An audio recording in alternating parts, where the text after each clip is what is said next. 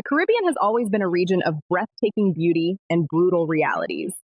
Scattered across the sea like emeralds tossed by a careless giant, its islands have dreamed big, only to watch those dreams shatter on the rocks of nationalism, ego, and economic jealousy.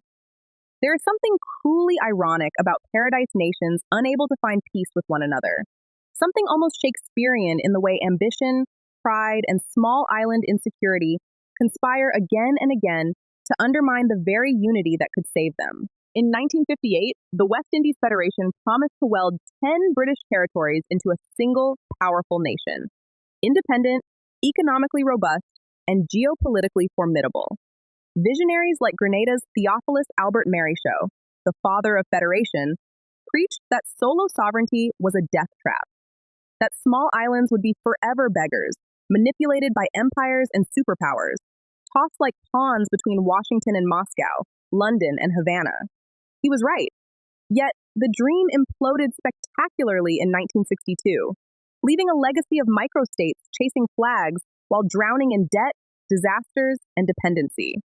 The flags went up, the economies did not. Now, more than 60 years later, the Caribbean community, CARICOM, the Federation's cautious, more pragmatic successor, stands at its own Rubicon.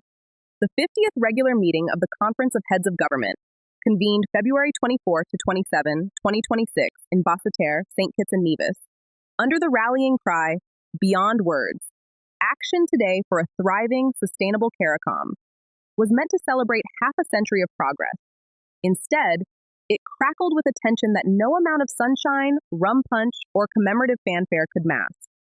Prime Minister Andrew Holness of Jamaica, outgoing chair and the host of the summit's political energy, called for a strategic, people-centered vision grounded in real, measurable results.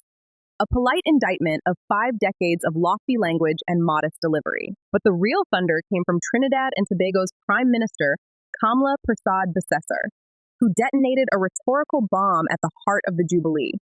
Explicit frustration over perceived regional betrayals, a sharp condemnation of CARICOM's unreliability, and a barely veiled declaration that Trinidad would no longer subordinate its foreign and security policy interests to collective positions it had no meaningful hand in crafting. While reaffirming economic partnership, the message was unmistakable. Reassess, reform, or risk losing the big players. The ballroom applauded politely.